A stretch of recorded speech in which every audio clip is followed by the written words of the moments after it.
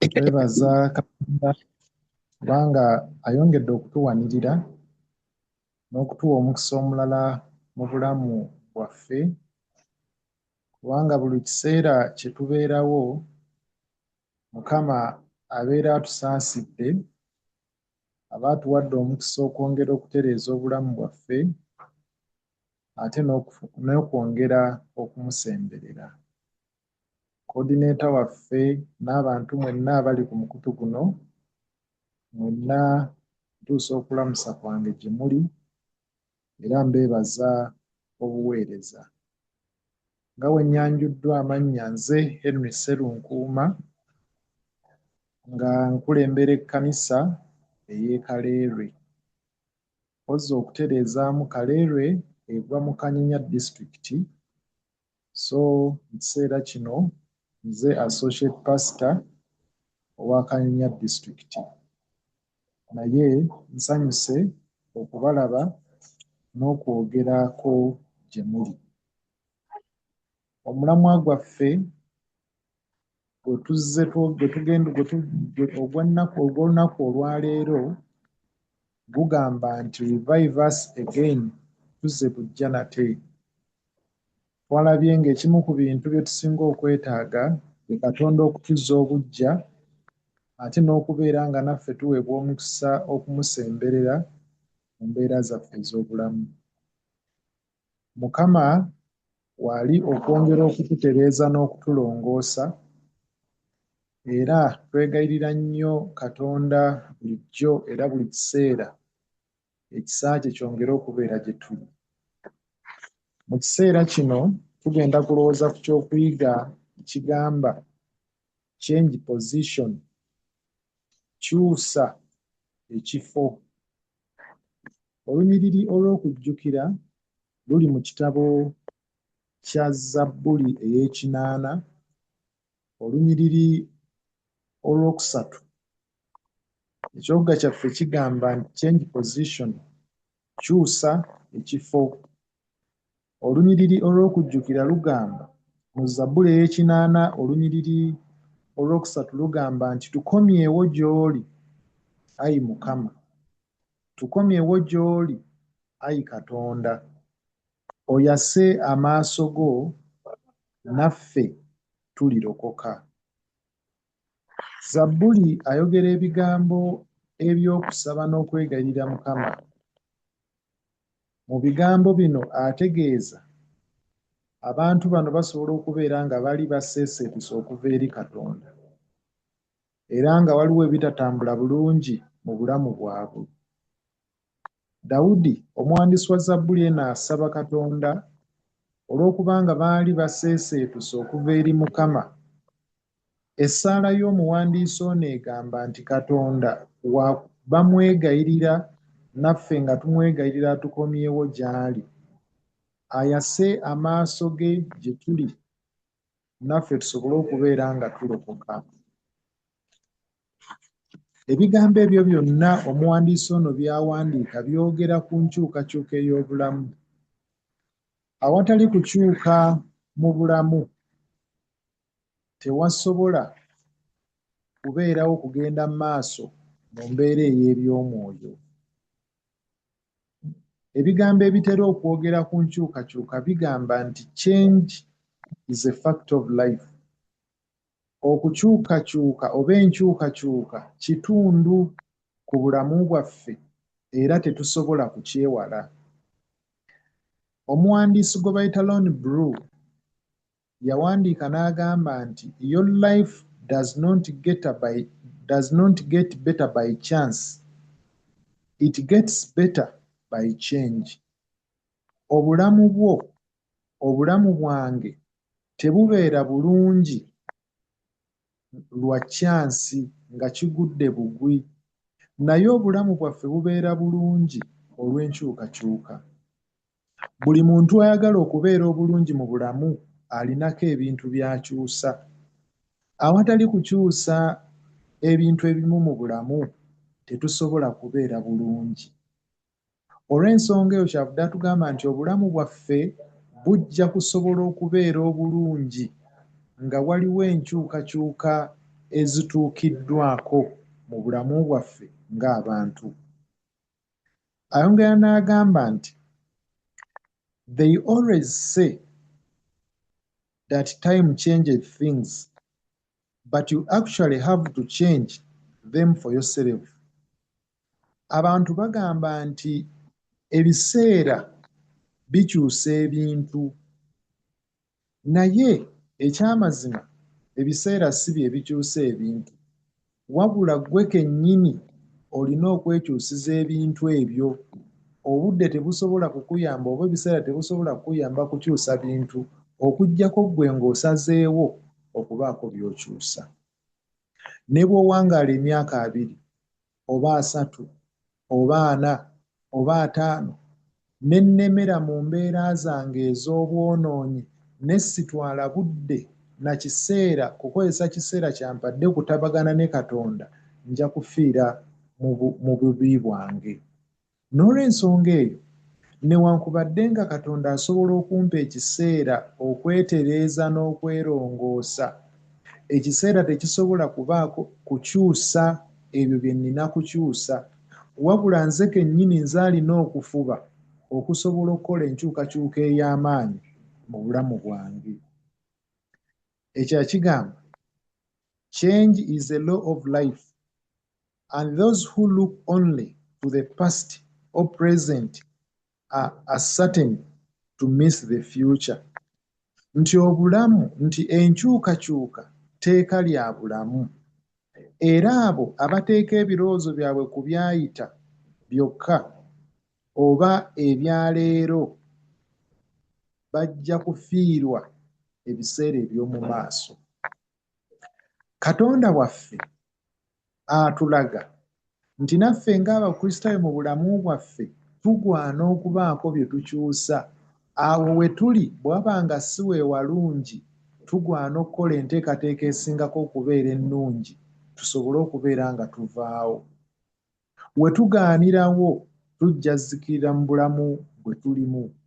N'ekyo omuwandiisi ono kyavudde atugamba nti etteeka ery'obulamu erimu ku lisinga okubeera ekkulu nkyukakyuka. Bwe nnemera mu byayita, Katonda ng'ampadde ekisa, oba ne nnemera mu byaleero.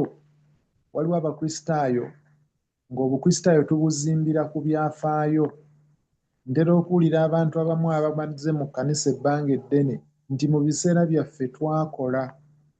Kituufu babeera baakola era baatukolera omusingi. Abamu bwe bagamba nti baakola, ate okuweereza ne bakuvaako kubanga baakola mu kiseera eky'emabega.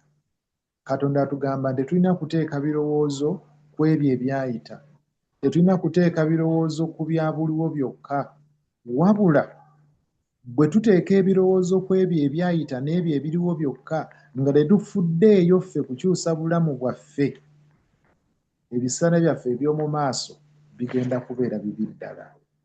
N'olwekyo mbakubiriza baganda bange abaagalwa, mu kyokuyiga kyaffe eky'olunaku olwaleero, Katonda ayagala tukyuse ebifo mwe tutudde, ebifo mwe tubiyimiridde mu mbeera ez'ebyomwoyo, tuleme kutuuka kiseera kumatira n'ekyo kye tuli. Oyinza okuba ng'ozze otambula ne Mukama bulungi n'ofuna okumatira. Tugwana okukitegeera nti okuwangula okw'olunaku olwaleero tekusobola kutuyamba kuwangula lunaku lwa nkya. Ebikemo bye nsisinkanye leero si byebyo bye ŋŋenda okusisinkana enkya. Leero bwe mbisisinkana nga byangu ne mbiwangula, ebyenkya bisobola okubeera nga bizito, nga kijja kuneetaagisa amaanyi mangi okusobola okubeera omuwanguzi. Njagala mbatwaleko mu kitabo kya Luka essula 19. Waliwo ekyafaayo Katonda kyatuwa ekyogera ku musajja gwe tumanyi obulungi, Zaakayo. Mu Luka essula 19 tugenda kusoma ebigambo bino mu bufunze ate tusobole okubeera nga tumaliriza. Olunya olusooka lugamba nti Yesu n'ayingira mu kibuga Yeriko n'aba ng'ayitamu. Kale laba, waaliwo omusajja erinnya lye Zaakayo eyali omukulu w'abawooza era nga mugagga. N'asala amagezi okulaba Yesu bw'ali, n'atasobola olw'ekibiina, kubanga ekigera kye yali mumpi. N'adduka n'akulembera n'alinnya omuti omusukkamooli alabe Yesu, kubanga yali agenda kuyita mu kkubo eryo. Bayibuli etuwa ekyokulabirako eky'omusajja ono Zaakayo naffe kye tugwana okutambuliramu mu bulamu bwaffe obw'Ekikristaayo. Ayogedde nti Yesu yayingira mu kibuga Yeriko n'abanga ayitamu. Okujja kwa Yesu mu kibuga kino Yeriko teyeesanga bwesanzi okuyitira mu kibuga kino. Bayibuli etugambye nti yalinga ayitamu, ekitegeeza nti yalina ekigendererwa. Yesu yali azze mu kibuga kino nga tazze kukola bintu birala, wabula ekyali kimuleese yali Zaakayo era nga gw'ayagala okulokola. Naye n'ayagala alabe okuyaayana kwa Zaakayo n'okufaayo kwe kwenkanawa. Era Bayibuli etulaga nti omusajja ono Zaakayo yakozesa omukisa Katonda gwe yali amuwadde. Erinnya Zaakayo bwe tulisomako mu Bwebbulaniya litegeeza pure innocent oba innocent. Omuntu ono erinnya lye liraga ebintu, erinnya kye liraga omusajja ono si kye yali.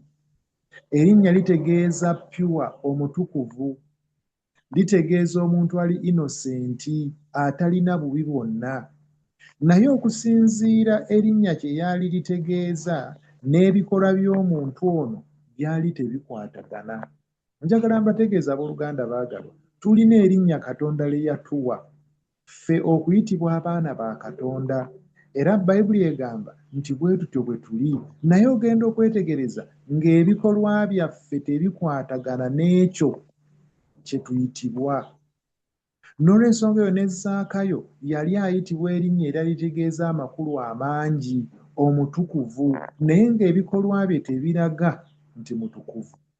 Muganda wange ne mwannyinaze ampuliriza, nga bw'oyitibwa omwana wa Katonda, erinnya eryo erikuyitibwa eryakuweebwa Kristo likwatagana n'ebikolwa byo. Bwe liba terikwatagana na bikolwa byo, Katonda ajja gy'oli okuyita mu kigambo kyo, okuyita mu kigambo kye, okufaanana nga Kristo bwe yajja mu kibuga Yeriko n'abeera ng'ayitamu, asobole okukyusa Zaakayo, ebikolwa bye bisobole okukwatagana n'ekyo ky'ayitibwa. Era Bayibuli etugambye nti omusajja ono omuwooza eyali ayitibwa Zaakayo yali musajja mugagga.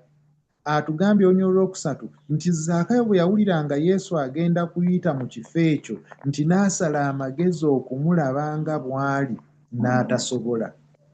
Oluusi Katonda asobola okututeekerawo emikisa egy'enjawulo, naye ne wabeerawo ebituziyiza. Katonda abeera amanyi nti amikisa egimu gy'abeera atwadde okumusinkana n'okumusemberera giri wakati mu bisoomooza, naye ebisoomooza ebyo tebigwana kubeera miziziko kutulemesa kulaba Katonda. Oyinza okubeera oli muweereza mulungi n'obeerako emirimu gy'okola mu kkanisa, abooluganda ne batasobola kutegeera buweereza bwo ne bakuyita okweraga. Oyinza okusembeera Katonda ng'oyagala weetoowaze gy'ali, abantu ne batakitegeera ne bagalaba ng'amalala. Oyinza okwagala okuweereza Katonda, abantu ne batasobola kutegeera buweereza bwo, bw'ogezaako okukolera ekkanisa ne bagamba nti oyo alina kyafunamu. Emiziziko egyo gyonna egifaana bwe gityo gyetooloola obulamu bwaffe, naye tegigwana kutulemesa kutegeera Katonda. Emukisa Katonda gw'abeera atuwadde okumusemberera, emiziziko egyo tetugwana kugikkiriza kutuggyako mukisa Mukama gw'abeera atuwadde. Ensi gye tulimu obwononefu bungi, y'ensonga lwaki tetusobola, obwononefu tebulina kutulemesa kufuna mukisa Mukama gwe yatuwa ogw'okulongoosa obulamu bwaffe. Bayibuli etugambye nti emiziziko egyo gyali giteekeddwa mu bulamu bwa Zaakayo.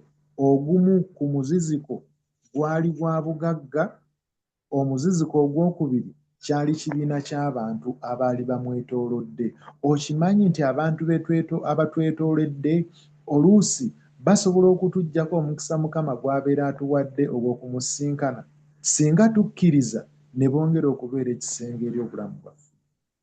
Ebyobugagga Katonda by'atuwadde okimanyi nti nabyo bisobola okutubeerera omuziziko. Abaana Mukama b'atuwadde basobola okutubeerera emiziziko. Abakyala baffe oba abaami baffe basobola okutubeerera emiziziko egiyinza okutulemesa okulaba Katonda. Naawe kennyini osobola okwebeerera emuziziko ne weeremesa gwe kennyini okutegeera ekisa kya Katonda. Olunyiriri olwokuna lugamba, omuziziko omulala Zaakayo gwe yalina gugamba nti kubanga ekigera kye yali mumpi. Kino kyewuunyisa nnyo. Ekibiina abantu baali bangi, Zaakayo n'ayagala okulaba Yesu. Ekizibu ekirala kyali ku ye kennyini. Bayibuli etugambye nti kubanga yali mumpi. Njagala okutegeeza oluusi emikisa egy'okutegeera Katonda naffe ffennyini tusobola okugyeggyako olw'embeera zaffe. Ne Zaakayo ekimu ku bintu ebyali bigenda okumulemesa okulaba Yesu bwali bumpi bwe. Owooluganda omwagalwa, gwe kiki nga ggwe kye weemanyiiko ekiyinza okubeera nga muziziko oguyinza okukulemesa okulaba Katonda n'okutegeera obulokozi bwe? Okimanyi ekikula kyo kisobola okukulemesa. Oyinza okubeera wa ntondo ng'oyagala abantu bonna bakusaasire. Oyinza okubeera awo ng'oyagala buli muntu yenna akufeeko. Bw'ofuna ekizibu ne batajja kukukyalira n'owulira nga ekkanisa ogikyaye n'abooluganda obakooye kubanga tebazze kukyalira. Owooluganda saagala weefuukire muziziko. Zaakayo yategeera ekizibu kye. Njagala naawe nkusabe otegeere obuzibu bwo. Bw'otegeera obuzibu bwo oyanguyirwa ne Katonda asobola okukuyamba ng'otegedde obuzibu bwo. Bw'otegeera nti oli munafu, ensimbi tosobola zeekuuma ezitali zizo ng'ojja ziryazaamaanya, waakiri gamba nti temuzinteresa. Bw'oba tosobola kwekuuma bwenzi, totambulira mu bifo birimu bantu abo. Bw'oba nga ggwe olina obuggya, gezaako okubwekuuma ne Mukama asinzire okwo asobole okukulaga ekisa kye. Ebigambo bigamba nti omusajja ono bwe yalaba embeera eyo ng'emusobedde, Bayibuli etugamba nti n'adduka n'akulembera n'alinnya ku muti omusukkamooli alabe Yesu kubanga yali agenda kuyita mu kkubo eryo. Omusajja ono bwe yategeera ekizibu kye, Bayibuli etugamba nti yaliko amateeka ge yamenya. Mu Buyudaaya omuntu omukulu teyaddukanga, oba Abayudaaya omuntu omukulu tadduka. Naye Zaakayo yamenya amateeka. Yali musajja mukulu, yali musajja mugagga, naye olw'okulaba Yesu yagamba si ka buntu bukulu. N'ateeka wali ebitiibwa eby'omu nsi, n'ateeka wali biki abantu bye bayinza okumwogerako, n'adduka emisinde. Mu bulokozi Katonda bw'atuwa tetulina kufaayo nnyo biki abantu bye bayinza okulowooza. Zaakayo abantu bye bandiyinzizza okumulowoozaako teyabitwala nga nsonga, n'adduka emisinde. Lwaki omuntu omukulu teyaddukanga? Baali n'ekika ky'engoye zaabwe kye baayambalanga. Olw'okubanga baayambalanga ebiteeteeyi, ebimu byalinga makanzu. Omuntu omukulu singa waddukanga kyandiyinzizza okwesumulula. Singa kyesumulula ng'odduka, olaba bwe wandiswadde. N'ebyo byonna Zaakayo teyabitwalanga nsonga. N'agamba nedda. Teyafa ku kiki bantu kye baamwogerako. N'agamba olw'okubanga Yesu ayise mu kkubo lino, nina okukozesa omukisa guno. Njagala obbakubiriza abooluganda abaagalwa, emikisa Katonda gy'atuwa okumusemberera n'okwogera naye tugwana okugukozesa. Omwandiisi omu yagamba nti opportunity dances with you when it finds you on the dancing floor. Nti omukisa gusobola okuzina naawe singa gukusanze awazinirwa. Zaakayo bwe yafuna omukisa ogwo ogw'okulaba Yesu yagukozesa. Ebiseera ebisinga nga bwe tuli abaana ba Katonda waliwo emikisa Mukama gy'atuwa ne tutagikozesa. Gamba Mukama asobola okutuwa ebiseera ne tutagikozesa. Mukama n'atuwa omukisa ne tuwangaala n'emyaka gyaffe egy'okuwangaala ne tutagikozeesa. Katonda asobola okutuwa omukisa n'atwetoolooza abantu ab'omugaso naye ne tutabakozesa. Ne tutuuka ekiseera ng'emikisa egyo gyonna giweddewo ne tugamba nti kale singa namanyi. Naye Zaakayo yategeera n'abala emikisa gye, mwana wattu n'agikozesa. Naawe njagala okozesa omukisa gwo. Teweerabira ekiwuka kyaffe kigamba change position, kyusa ekifo ky'olimu. Omuwandiisi atugambye nti ekimu ku bintu ebyayamba Zaakayo okusooka kwa byonna yadduka, we yali yavaawo. Naawe njagala okutegeeza ng'obulokozi bwa Katonda oyagala bujje gye buli, tobeera mu kifo kimu. Bw'olaba ng'omukisa gwa Katonda ogw'okumulaba teguli awo w'oli, kyusa. Oleme kutuuka kiseera kumatira na bulamu bwo bw'olimu. Zaakayo yali mugagga, byonna ng'abirina, naye Yesu bwe yategeera nti agenda kuyita mu kkubo eryo, teyamatira n'ekyo. N'agamba nedda, wadde ndi Muyudaaya, abantu ba Katonda abaalondebwa, guno omukisa gwe nfunye Yesu nga ŋŋenda kumulaba, nina okumukozesa. Zaakayo yakozesa omukisa ogwo, n'ava we yali n'emisinde n'agidduka. Ensonga endala gye yakola, yadduka n'alinnya omuti. Omuti n'agulinnya ne gumuyamba okubeera waggulu. Omukisi Kamoli gwategeeza kyo eri obulamu bwa Zaakayo? Ensonga esooka, this tree, the sycamore tree, it created a clear line of vision. Omusajja ono Zaakayo bwadduka n'alinnya omuti, kyamuyamba n'asobola okufuna okwolesebwa okwali okwa waggulu abantu abalala bonna bonna kwe bataalina. Kubanga yaleka byonna n'adduka n'alinnya omuti, amakulu nti yasinga abantu bonna bonna okulaba Yesu mu kifaananyi ekigazi. Kiki ekyamuyamba? Yakyusa ekifo, n'ava we yali n'adduka emisinde n'alinnya omuti. Ensonga ey'okubiri omuti kye gwamuyamba, it helped him raise above the crowd and see the Lord clearly. Omuti guno gwayamba Zaakayo okusobola okubeera nga ali waggulu. Yayimusibwa n'abeera waggulu okusinga ekibiina, n'asobola okubeera ng'alaba Mukama waffe. Gwali mukisa mulungi nnyo. Kiki ekyamuyamba? Yakyusa ekifo. Naawe njagala okugamba change position. Bwe tuba nga tuli bakula mu mwoyo, tetulina kumatira awo we tuli. Tomatira mbeera gy'otuuseeko mu by'omwoyo. Ne buli gy'okoma okulinnya mu by'omwoyo n'olinnya mu by'omwoyo, tolina kutuuka kugamba nti nze wentuuse weewo, sikyalina kye nneetaaga. Y'ensonga lwaki Bayibuli etuyigiriza nti omuntu gy'akoma okutegeera Katonda n'agenda mu buziba bw'okutegeera Mukama, gy'akoma okweyongera okulaba omunafu gwe. Kino kyayamba Zaakayo, n'ayongera okulaba obutasaanira bwe. Ensonga ey'okusatu, the sycamore tree placed him in the right position. Omuti omusikkamoli gwateeka Zaakayo mu kifo ekituufu, kubanga yakyusa ekifo. Njagala okutegeeza nti naawe bw'osalawo n'okyuka mu birowoozo byo, entegeera n'ogikyusa, endowooza n'ogikyusa, kigenda kuyamba okubeera mu kifo ekituufu. Abantu abamu tuli mu kkanisa, tusinza Katonda naye tetuli mu bifo bituufu. Ekimu ku tulemesa okubeera mu bifo ebituufu malala.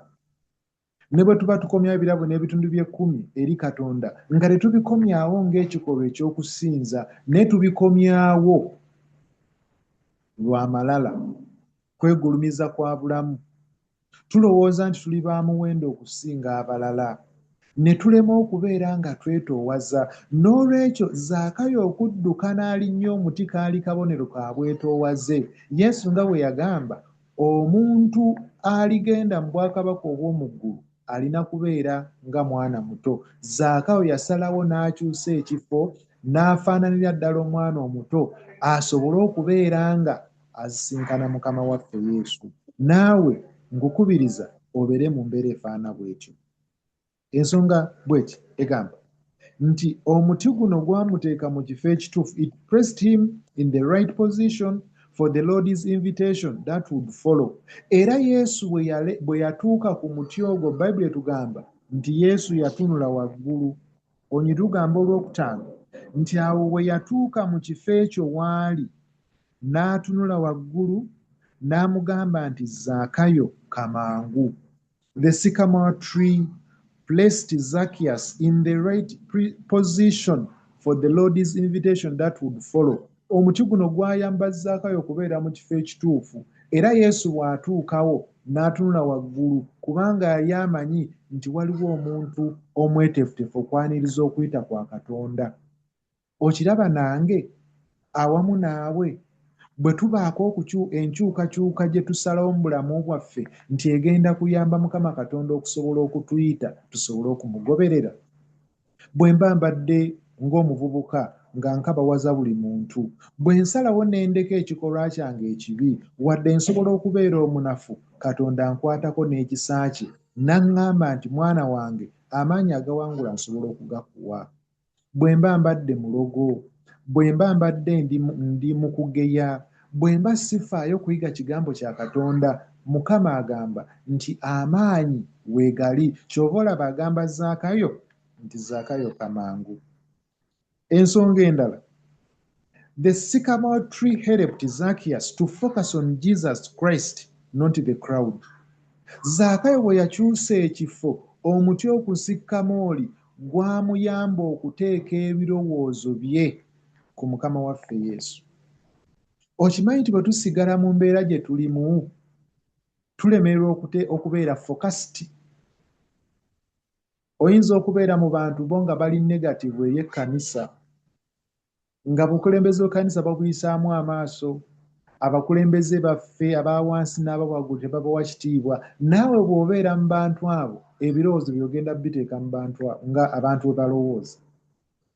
Bwe mbeera nga endowooza zange si neetegefu kuta bibi bye nnina, sigenda kuteeka birowoozo ku Kristo eyajja okutufiirira. Naye Zaakayo bw'asalawo n'akyusa ekifo n'okudduka n'adduka, kyamuyamba okuteeka ebirowoozo ku Kristo. Ekibiina kyamuziyiza okulaba Kristo. Naye Zaakayo bwe yasalawo n'adduka n'alinnya omuti, ebirowoozo yabiteeka ku Yesu kubanga yali tatunuulidde muntu mulala yenna. Yagamba nti kantunuulire oyo Yesu kubanga n'okumulaba mbadde simulaba, mbadde muwulirizaako buwuliriza. Ne kimuyamba okubeera ng'alaba ye yekka. Njagala okutegeeza naawe teeka ebirowoozo byo ku Kristo singa onookyusa ekifo. Va w'oli oseetule ku bigere ogende okusinkana Mukama waffe Yesu. Ensonga endala nga tumaliriza, he did not care what the crowds thought of a grown-up man running. Omusajja ono teyafaayo ku kiki abantu kye bayinza okulooza nga balaba omusajja omukulu adduka.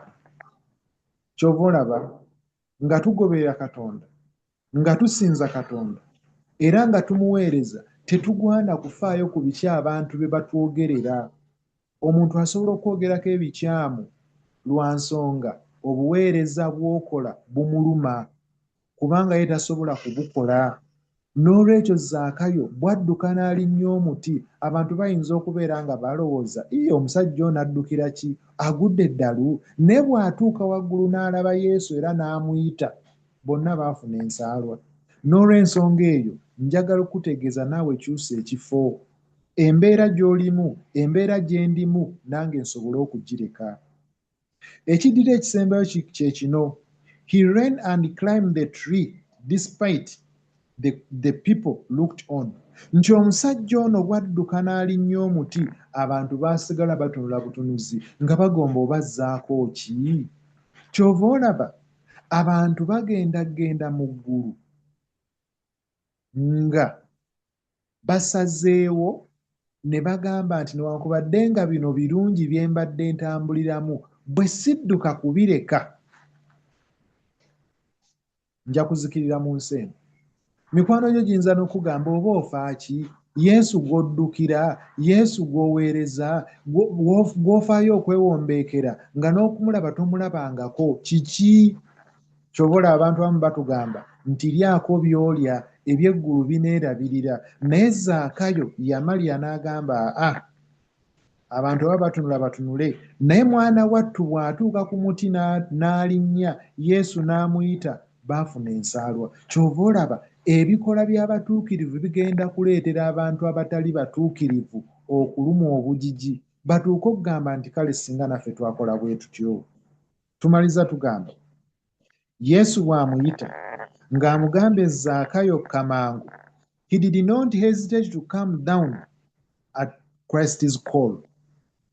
Omusajja ono Yesu bw'amugamba nti Zaakayo kamangu teyalonzalonza. Y'ensonga lwaki Bayibuli etugamba nti abaana ba Katonda leero lwe bulamu obw'obulokozi, tetulonzalonza. Leero oli mulamu, enkya toli mulamu. N'olw'ensonga eyo tugwana okwanukulira okuyita kwa Katonda wonna w'atuyitira, kubanga leero okufa kungi. Mwannyinaffe Ellen G. White awandiika n'agamba nti mu kitabo kye bata Desire of Ages awandiika n'agamba nti mu nsi mulimu okufa okwa buli ngeri, murders of every grade, fires, omuliro ogwaka n'ebizibu ebirala bingi, ne kitulaga nti buli kintu kyonna ekiri mu nsi kiri ku bunkenke. Embeera bw'eba efaana bw'etyo, katuleme okugaana okuwulira okuyita kwa Katonda. Njagala kuddamu olunyi lwaffe lwe twasomye olwavudde mu kitabo kya Zabbuli ey'ekinaana olunyiri olwokusatu olwagambye nti tukomyewo gy'oli, ayi Mukama, tukomyewo gy'oli, ayi Katonda, oyase amaaso go naffe tulirokoka. Essaala eyo omuwandiisi oyo gy'asaba kebeere essaala yange, kakubeere nga kwe kusaba kwo. Mukama omukoowoole, nange mukoowoole. Katonda ayase amaaso ge nga bwe yakola mu maka ga Zaakayo, mu bulamu bwa Zaakayo, n'afuuka ow'enjawulo. Okumanya okukyusa kw'ekifo Zaakayo kwe yakikola kwakola enkyukakyuka ey'amaanyi, era obulamu bwa Zaakayo okuva kwolwo tebwadda mabega. Kyusa ekifo. Yesu bw'akuyita oyanukule, omugoberere ng'ekisa kye bwe kiri. Nsaba ffenna Mukama ayongere okutusembeza okumpi naye, atuwe obuwanguzi, atulere mu kisa kye, tumusemberere, n'ebyonoono byaffe tutambuliramu tusobole okubireka nga tukyusizza ebifo byaffe. Bwe tunaakyusa ebifo byaffe tugenda kubeera bawanguzi. Nsaba ekisa kya Katonda okubeera gye tuli. Mukama ffenna atuyambe tusobole okumusemberera n'okutambula wamu naye. Okusaba kwaffe mu Kristo Yesu Mukama. Amina nnyo.